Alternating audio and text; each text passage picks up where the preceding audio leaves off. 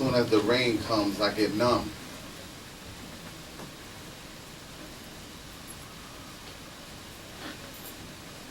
Okay.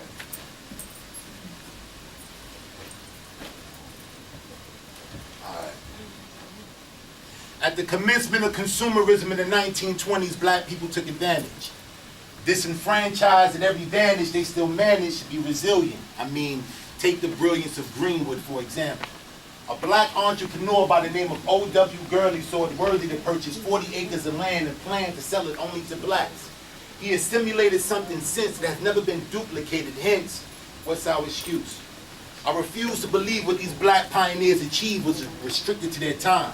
The keys to their success was their ability to invest in each other. But now it seems we just have the propensity to outdo each other.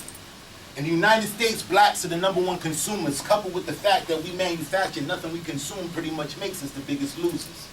I mean, how do we become so vain? Can someone explain how 90% of black hair products are produced by Koreans? Or how Arabs from Yemen can come into the ghetto and sell us Mama's fried chicken? It's beyond me. I mean, our buying power is 1 trillion.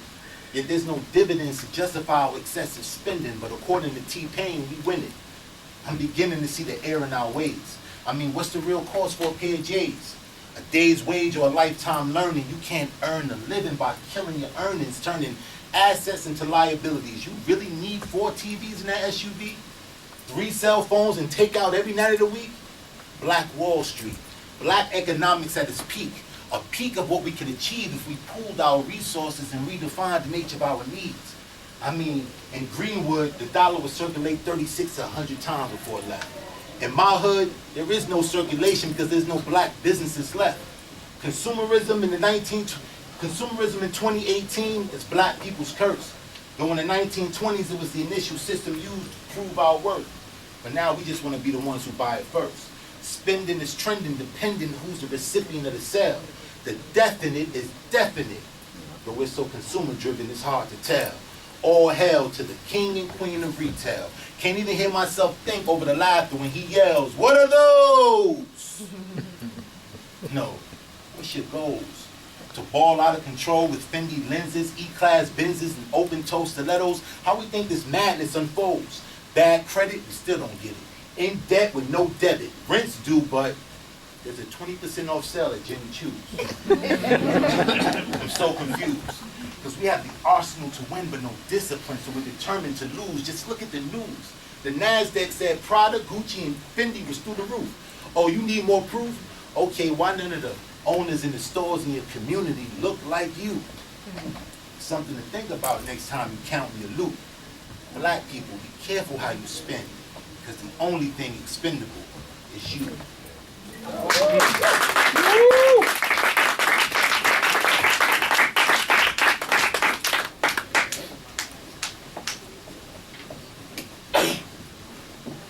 Not that short.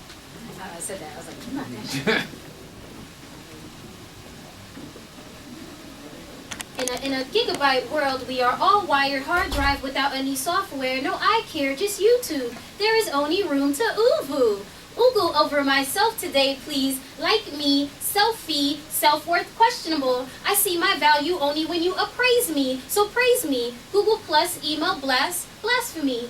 Be in my circle, be in my circle. Holy, Insta, more valuable than scroll. Replacing scripture. Get the picture, if not, upload with virtual confidence. Consequence, no virtues or common sense. In a popularity contest, a rat race, no one sees the rat, just the cheese. So we pet the dog, forget the fleas. That's why a holy man can say you never see me in the strip club. Cause we don't love those girls. We just like their twerk videos. Real life versus screen life. Behind the scenes, hypocrisy, atrocity. It's hip to hop on anything that's hot. It's not exactly about doing it. You just gotta be next to it or in front of it. Adjacent to the work. Never chasing the work, so y'all gon' get this work. Hashtag, buy into my image price tag. I am not social butterfly. I am social media. Wikipedia inaccurate. Birth of internet, immaculate. It's like you actually believe it's never been touched. Never been touched. Extra virgin, your version, out of touch with reality. What you see is not what you get. Take the filter off the picture, Control Alt Delete Reset. So autocorrect can't fix this awkward state we're in. We do it now just to be seen. We see it now because we don't do. The voyeurs and the exhibitionists trying to see whom impress who. Narcissism.com, .net, caught up in our own vanity. Click, click, scroll, like, retweet, just to keep up with our own sanity. How you don't know your neighbor's name, but can fall in love through a screen. We don't imagine anymore, we just download a dream. Plugged in, unable to detach from this hardware that they're feeding you. We're too commercial to even care, cause we're the new slaves of social media. Woo!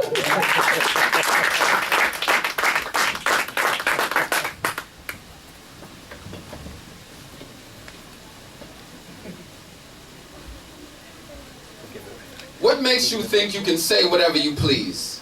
You, who are a disenfranchised version of himself, weren't you raised by a woman? Didn't you address her by name, by title, by love? What button in your humanity refuses to work? What firewall is non-existent? Do you not have daughters and nieces? Can you not make the correlation between your own flesh and that of a stranger's? Isn't the color the same? Don't the eyes still speak of ancient fragility of purpose beyond the stained sheets dried with the longing of your falsified perversion? Do you not see that she's not her hips, her hair? Can you see her in the words, in the love, the warmth of her hands, and the rise and fall of the air flowing through her? What manner of man are you to fall to the norm of things, to speak as if she was less than? You act as if she was the sun and all you wanted to do was disembowel her sky. You act as if you remembered your slave masters by their first name. Act as if you're calling property. Of seeing charm everyone told you that you have put on display, it would be wise to think twice about a woman that stops to your advances, that finds this sort of thing appealing. Maybe you don't understand the body image concept. Maybe you have not felt what it's like to be wearing clothes and still feel naked, to stare into a mirror and feel not enough of yourself, too damning of a letdown, too tar road stretch. Could you imagine seeing your hair and your skin and calling it black on black crime? Where is your billboard crooked jaw now, brother? Did you think she would have stopped for you and your $100 of clothes that wish they weren't new slavery, not exchanged for money you still don't know the meaning of? Still look at her skin and the dollars in your hand and can't make the correlation, all abuzz with ego. Women do not respond to anybody on the street. It's survival. You are still stranger danger. She's not an item in IKEA. She did not walk by you for your amusement, your arousal. The sidewalk is not an auction block. You should know better than trying to bring her back to being flesh on display. Your catcall is no different from a bullet. The same principles apply. The same tearing of flesh, tearing of psyche that will be perused over in the mirror if she does not respond to you. And why should she? Your tongue made her feel of just her body parts. You are already outclassed, outgunned. You brought a limited vocabulary to a universe's fight. So the next time you get the urge to whistle your way at a woman, shut up. Stay silent. If you must admire, please do so in silence, because your eyes already feel like barrels aimed at her sex. Yes. Alright, so give it up for Green Earth Poets Cafe. Yes, sir. You guys know that, you guys? Alright, so Give it up for Nazma 53, y'all. thank you very much, you guys. Come on. So this is the end of our second segment, and we're going to kick it back to free verse. I'd like to thank you guys so much for taking the time to listen. Thank you.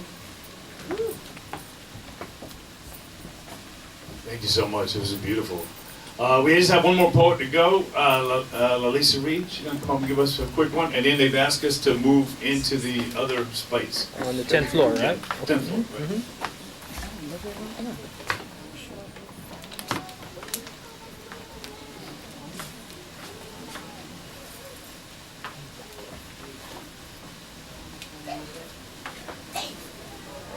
Hey.